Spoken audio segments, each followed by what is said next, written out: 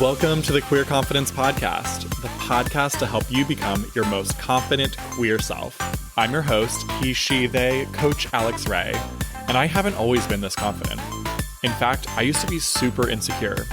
And through this show, I want to share with you what's worked for me, my clients, and my guests so that you can become more confident. Hey there, unicorns!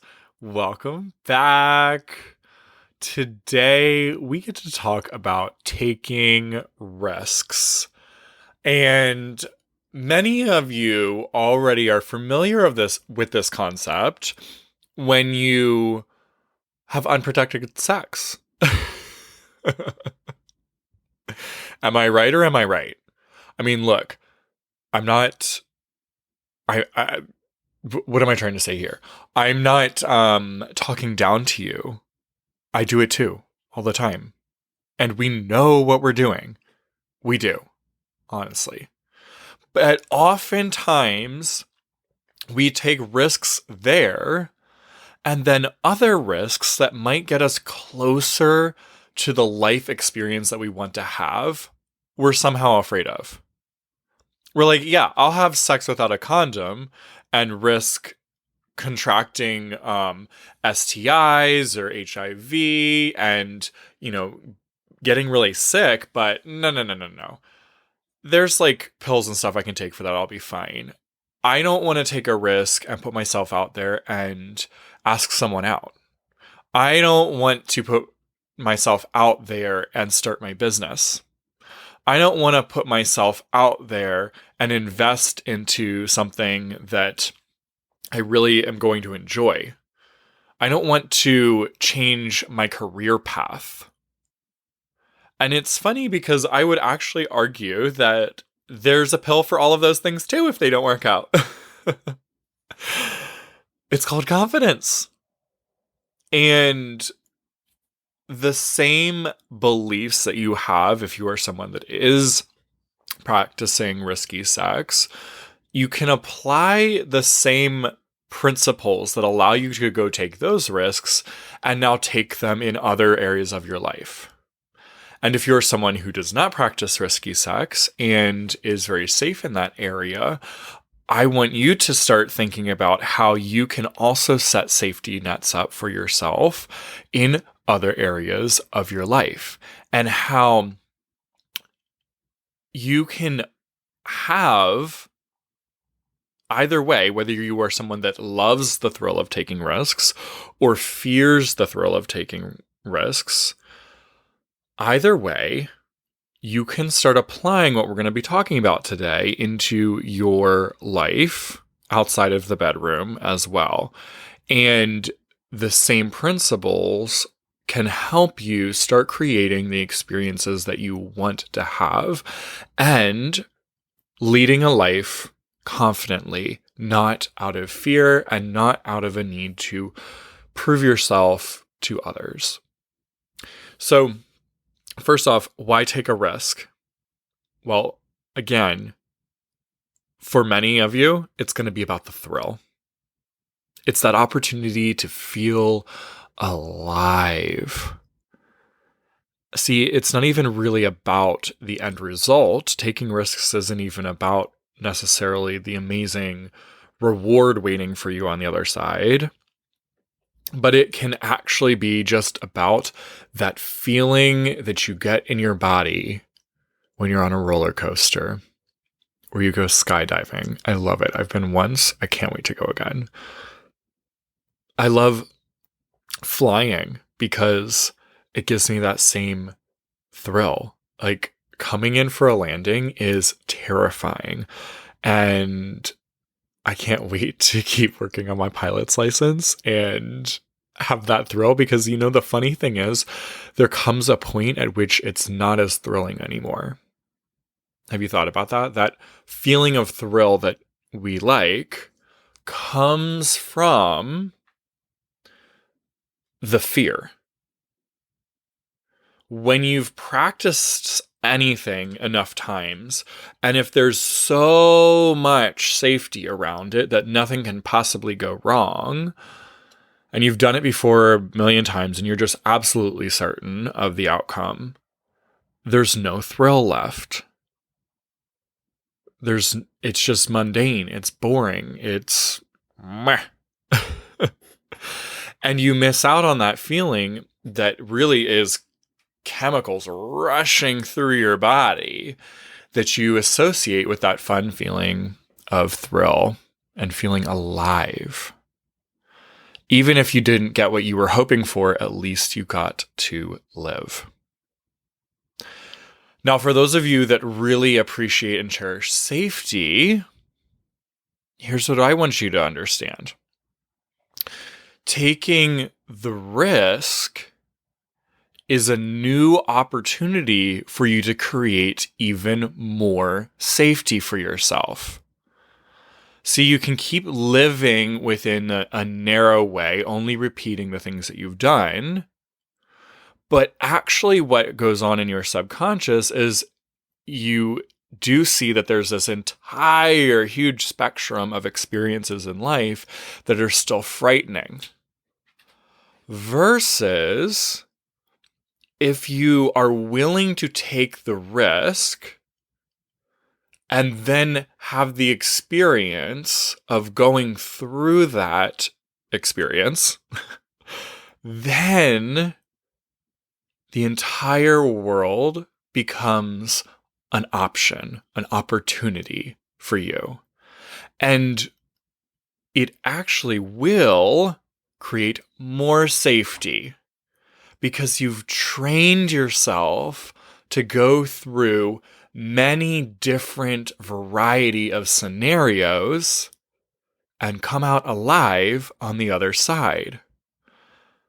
And the more training that you have, the more safe you will be.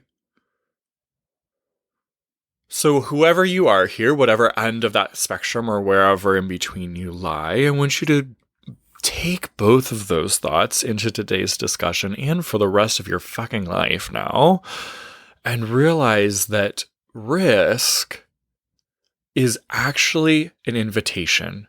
It's an invitation to feel alive, and it's an invitation to create more safety for yourself. Taking risks is ultimately an opportunity to become closer with you, closer with who you really are, closer with that internal spirit that came here to collect experiences and get clearer and clearer and clearer on who you are and what you love and what you don't love. Now, let's think of this in terms of the confident queer process, right? You've got 3 steps. Be willing to be uncomfortable, take action, have your own back. So being willing to be uncomfortable, remember the thrill, I'm mixing the words now. The risk, right? The risk is uncomfortable. That's what defines risk, is discomfort. So being willing to be uncomfortable in the risk and making that okay in your mind, just deciding it's okay, don't need to fix it. I don't need to turn it into something that's super comfortable. It's actually supposed to be uncomfortable. And that's sort of the magic here. The magic is that if I get really used to doing uncomfortable things, then more things become comfortable and more things become safe for me to do. And I get to live and feel thrills all along the way. I get to have these amazing experiences where I get closer to myself by constantly feeling uncomfortable. So first, just being willing to feel uncomfortable and not making it a problem here when we're talking about taking risks. It would be a real shame if you walk away from this podcast today just thinking, okay, how can I now look at risks as something that are going to be easy? And I wait until I can convince myself that they're not actually scary anymore. That's defeating the purpose. And that's not helpful to you. That's not actually what you need or what you want. What you really want is to be able to say, yeah, indeed, it is uncomfortable. I'm not going to gaslight myself. I'm going to be honest with myself. This is uncomfortable. Taking a risk is fucking uncomfortable. And step 2, take action towards it. Instead of sitting there waiting to feel less uncomfortable, you step into it while you're still feeling uncomfortable. You're supposed to. That's how we build confidence, is by doing things that feel uncomfortable. So step into it. Step into taking risk. Take the action, even if it's just a little baby step towards it. And then the last step, have your own back, which means when you take the risk and it didn't end up checking all the 535 boxes that were in your head of how it was supposed to go, and new unplanned things arose, instead of beating yourself up, you find first what went well. What are you super proud of yourself for here? Maybe it is as simple as, I'm proud of myself for taking the leap. I'm proud of myself for doing something that was uncomfortable. It didn't even end up the way that I thought it would, but I'm proud of myself for doing it, and I didn't die. That could be all that went well, but you start there before you move on to what didn't work. And I don't even have to give you suggestions for that. You're going to find a bazillion ways that you thought it didn't work. But when you skip that step of finding what did work, you miss out on a beautiful opportunity to see that even the scenarios that you think of as failure were actually big successes for you. They were really valuable. They were experiences that you really needed to have and even want to have more of, possibly. And then you decide on a plan for what you're going to do different next time. It's simple as that. And all along the way, we're looking at it like, what happened, right? Not what's wrong with you, but what happened? What did you learn from it? Where are you going to go next? And ultimately, go you. You fucking did it. You survived that thing. You got through to the other side. If you're looking back on it, that means you're still here. So you did it. You did the thing that was uncomfortable. Even if the discomfort lasted the entire freaking time. Great. The mission wasn't to go just do easy things. The mission was go do something that makes you uncomfortable. So you did it right. So let's break this down. Let's talk about 2 different areas of risk. The first, relationship risks, and then the second, financial risks. So when we're talking about relationship risks, it takes a willingness to be uncomfortable, doesn't it, to get into a new relationship, because you have to start by putting yourself out there.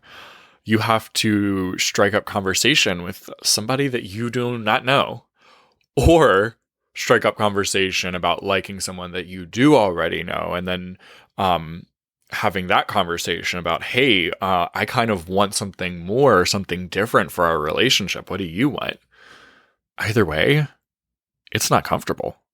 It's terrifying. So good on you for letting it be uncomfortable. And you risk rejection. No matter what, in the process of dating, you risk rejection from the other person. You might be rejected.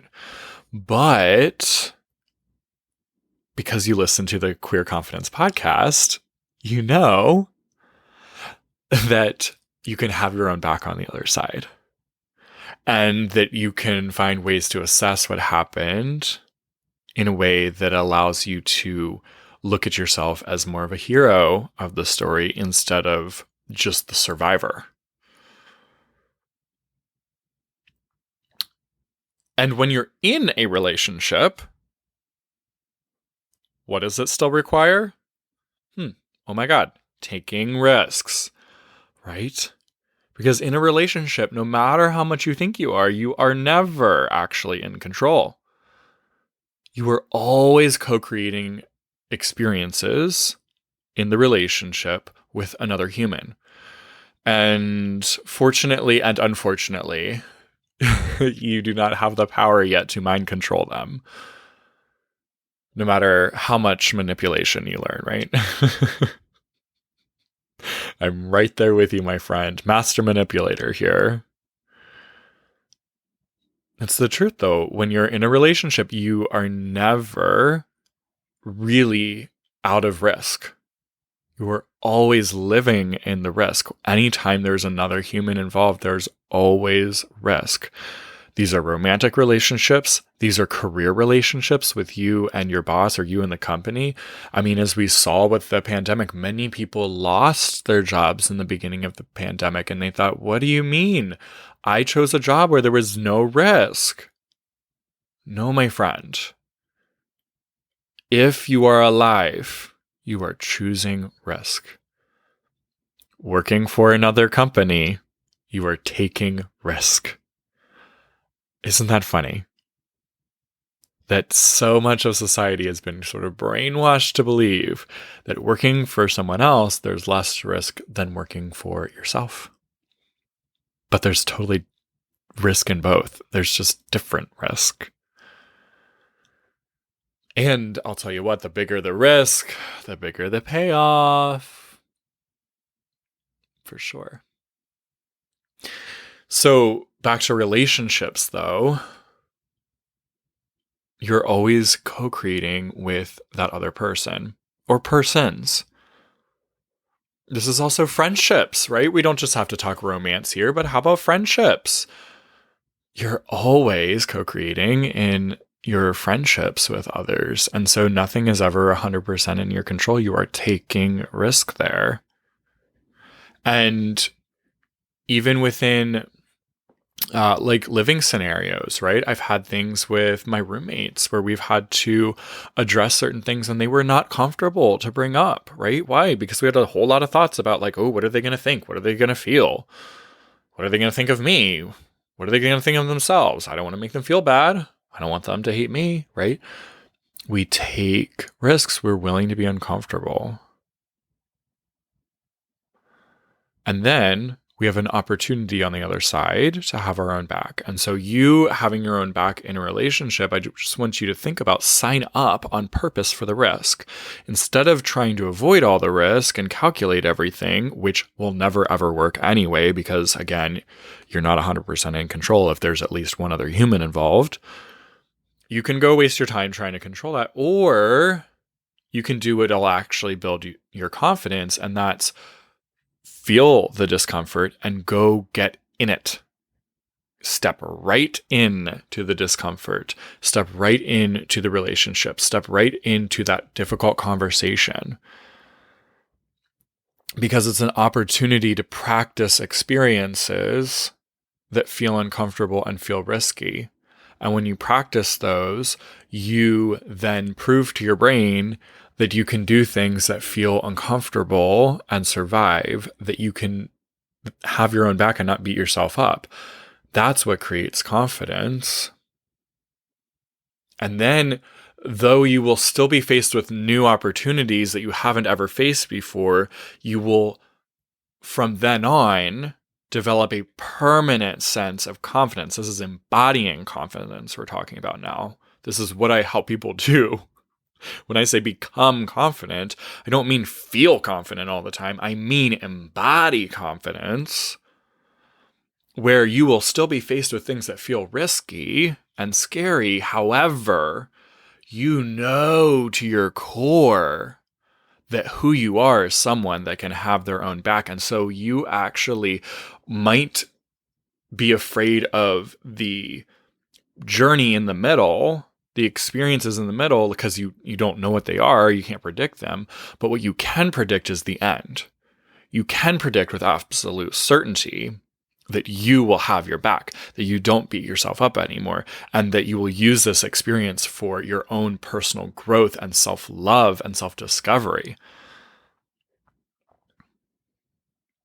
So we're never going to eliminate risk in the middle, but you will eliminate the risk of torturing yourself the way you have in your mind in the past. All right, so let's talk about financial risks. Let's take the same thing in there, right?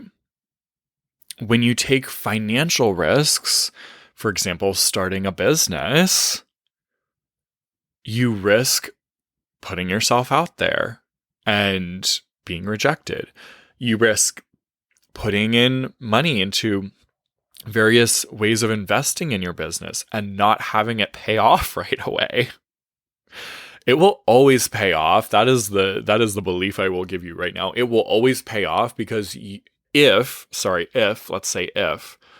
you actually assess it and learn from it. If you don't, then you did throw away your money. You did throw away the experience.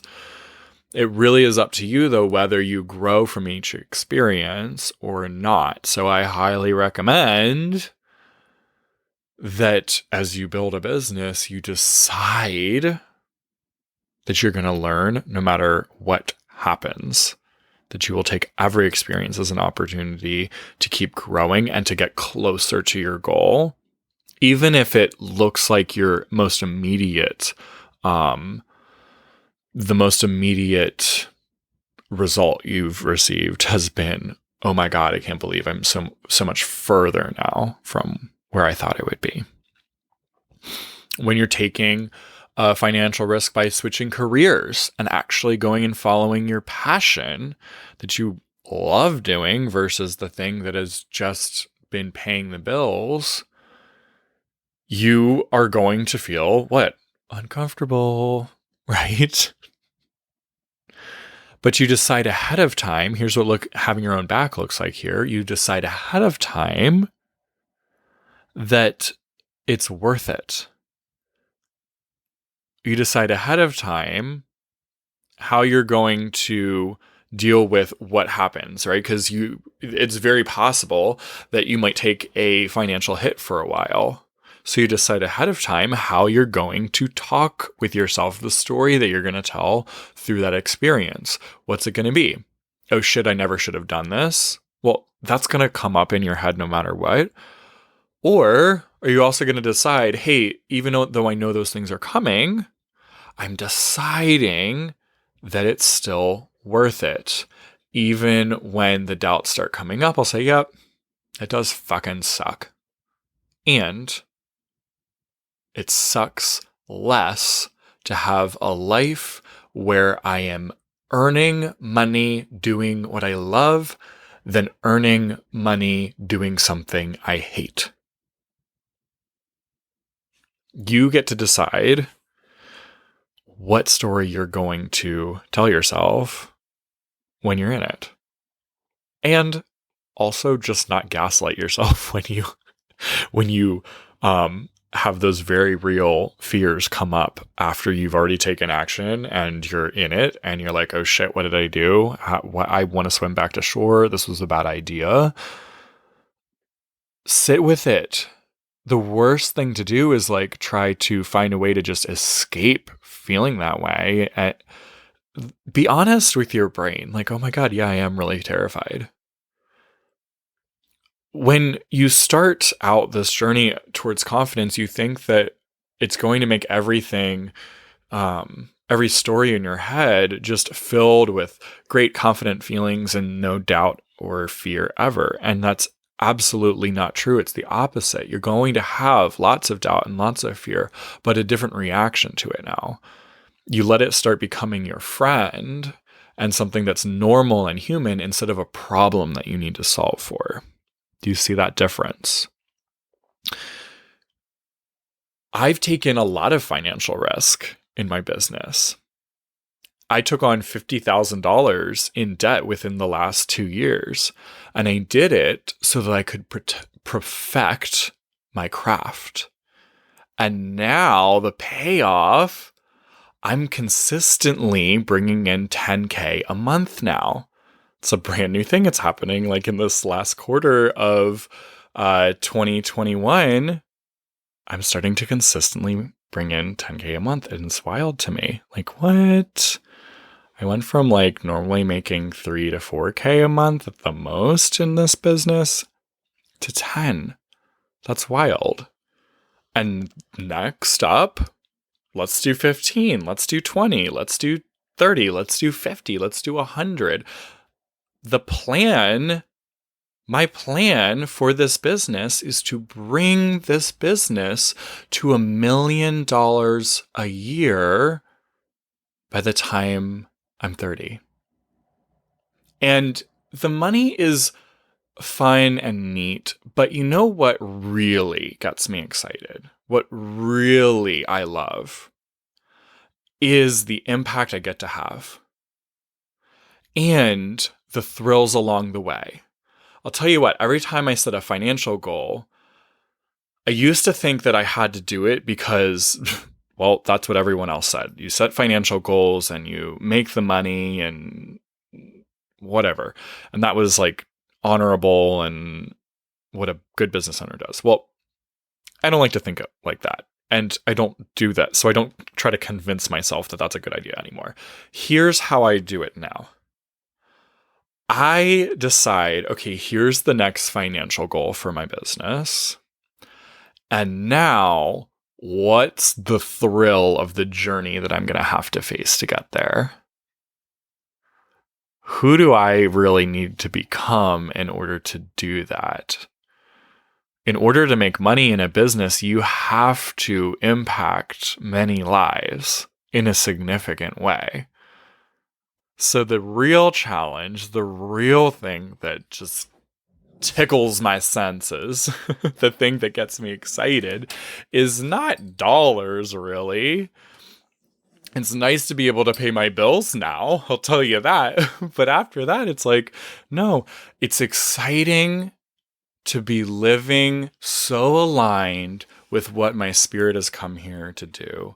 And that is to be an example of confidence and empowerment as a queer person. And to invite along whoever wants to come on this journey to create an environment that's like a fucking party where we get to have fun being our truest selves. And we get to face the scary things together instead of alone. That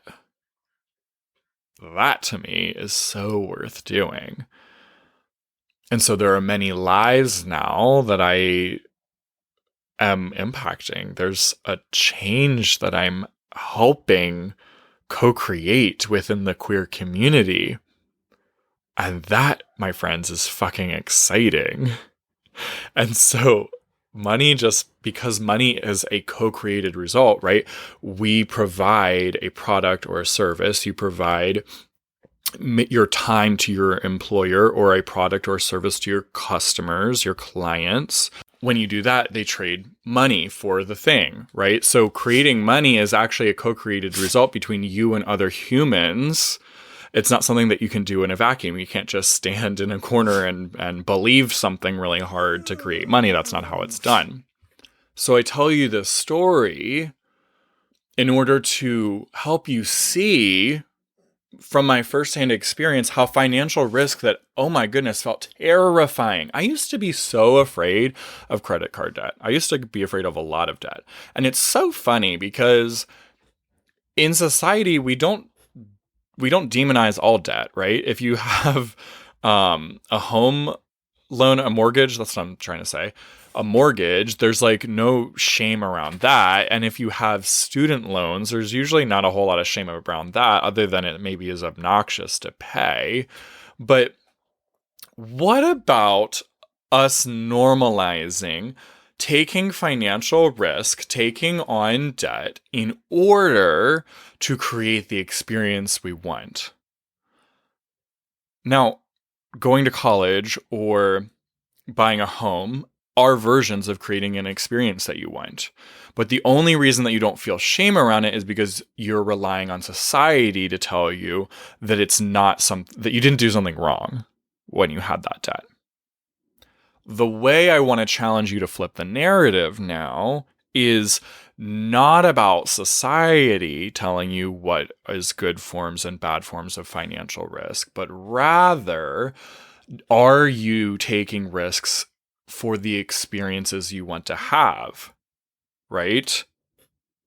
What ways of taking on debt are actually helping you create the life experience that you want to have, and then not taking on debt if it's not really a life experience you don't want to have. I told my mom when we were in Bed Bath & Beyond shopping for sheets for my dorm that I didn't want to go to college. Yeah, that's right. I almost said little. Not little, very tall. 18-year-old me was in Bed Bath & Beyond shopping with my mom for bed sheets for my dorm that I was going to be moving into within around a month. And I said, I don't want to go. She was like, what? I'm sorry, what comforter color do you want? I was like, I'm not going. She had worked so hard to help me get in. We had gone for all these scholarships.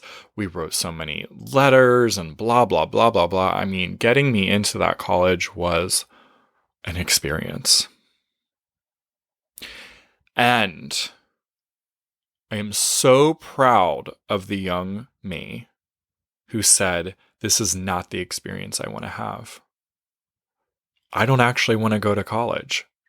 I'm only going because I think I'm supposed to, because everyone else is telling me to do it. And so that, my friend, is where I want to suggest we sort of land today within risk. The funny thing was, it was risk either way, right? There was like risk going to college. There was some like financial risk. There was some maybe emotional risk and blah, blah, blah. There was also risk in not going. There were fears that I had around not going to college. Everything you do in life, you are faced with risk. Either road that you choose, there is risk.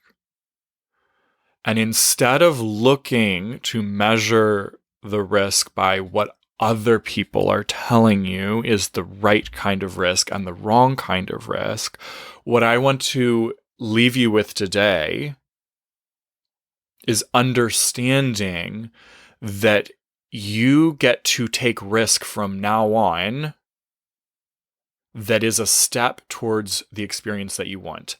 And it doesn't even matter which option you choose, because you can go learn and create the experience that you want out of anything. Even if it was a disaster when I went to college, I could have had the opportunity to still go, look at this. I stepped out and I did something. I took this risk, and my intuition earlier told me not to, but I did it anyway. What can I learn from this? Well, what I'm going to learn is that I really want to make decisions that are based on what my intuition is telling me from now on.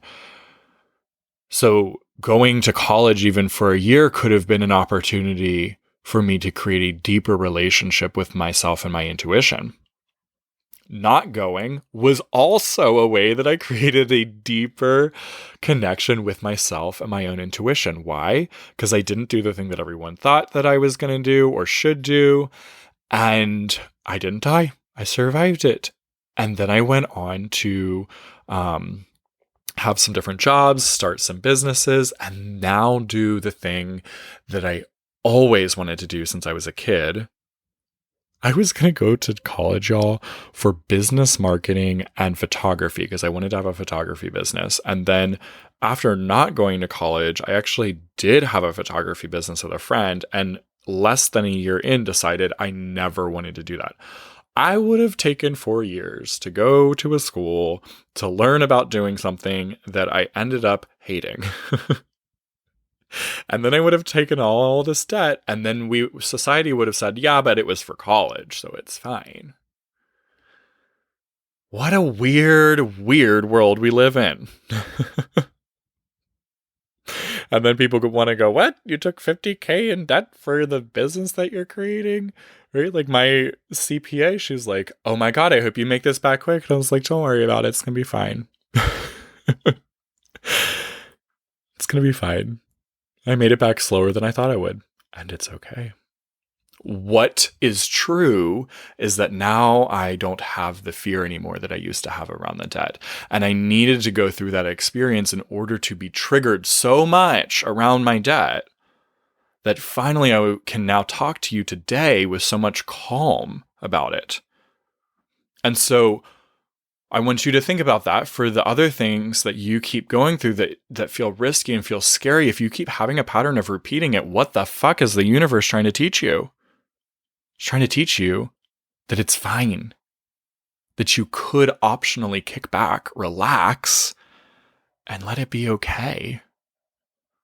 I truly believe that the universe keeps giving you repeated opportunity over and over and over and over to be okay with something. And the more that you resist it, the more times you're going to be presented with an opportunity to learn that lesson until you finally do. And then you go, oh my God. Actually, it's not a big deal that I have this relationship that didn't work out, this marriage that ended in divorce, this debt that didn't actually get me what I wanted right away, this job that I started and now fucking hate, this career jump that I made thinking I knew what I wanted to do and it's not it. It's not fulfilling.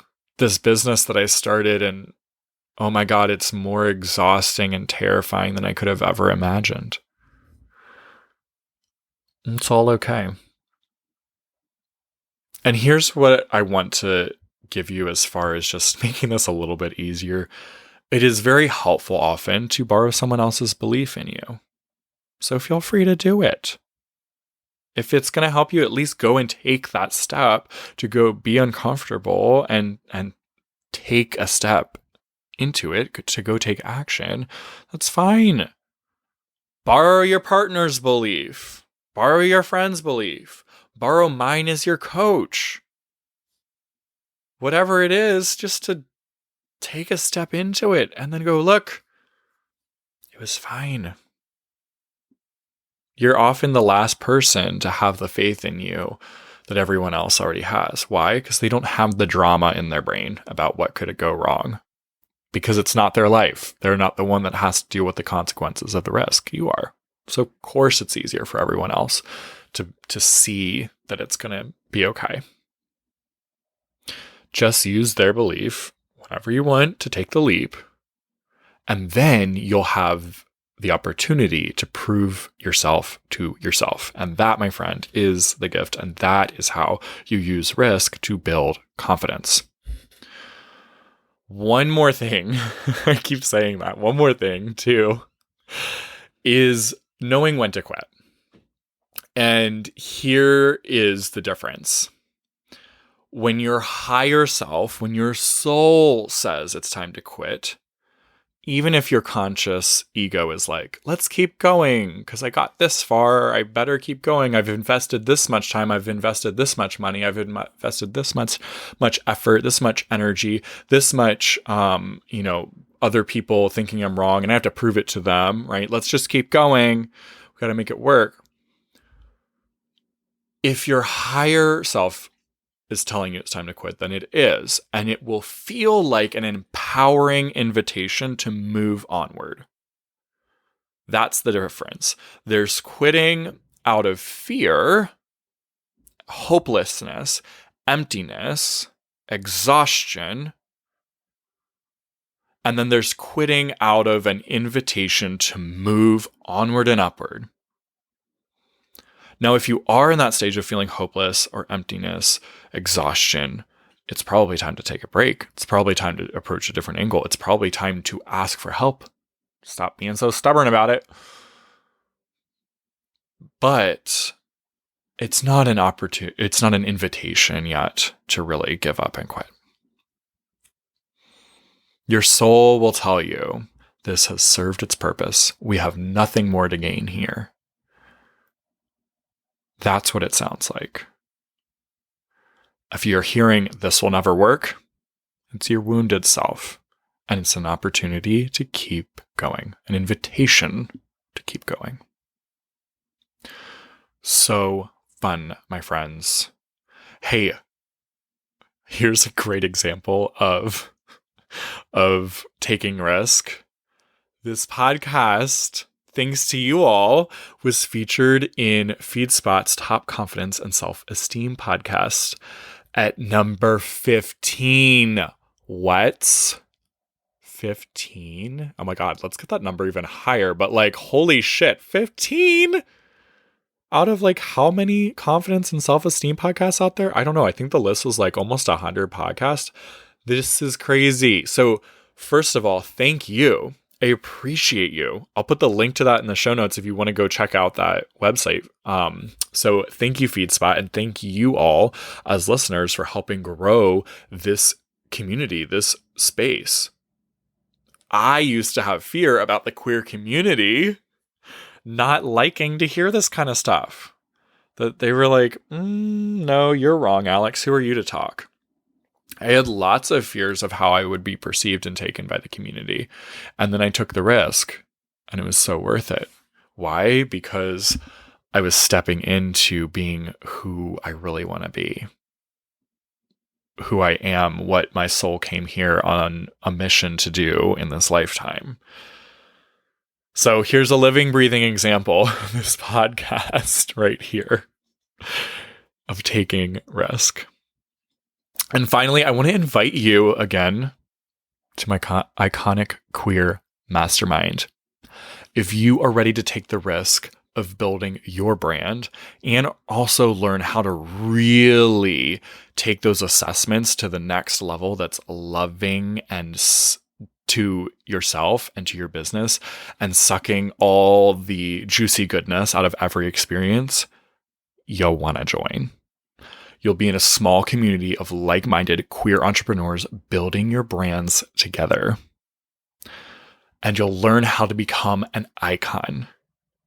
An icon is a representation of an idea, not just a product or a service.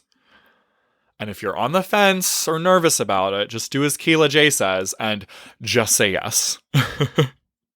To start, you just schedule our first date and we'll go from there. Everything that you need is right in the show notes again for the Iconic Queer Mastermind. And I will see you there. Have an amazing week, my friend. Take some risk. If you enjoyed this episode, don't keep it to yourself. Share it with a friend so they too can become more confident. You can also help more people find the show by leaving a 5-star review wherever you listen. And if you want to become a more confident queer with support from yours truly, head to coachalexray.com or use the link down in the show notes. I'm looking forward to working with you.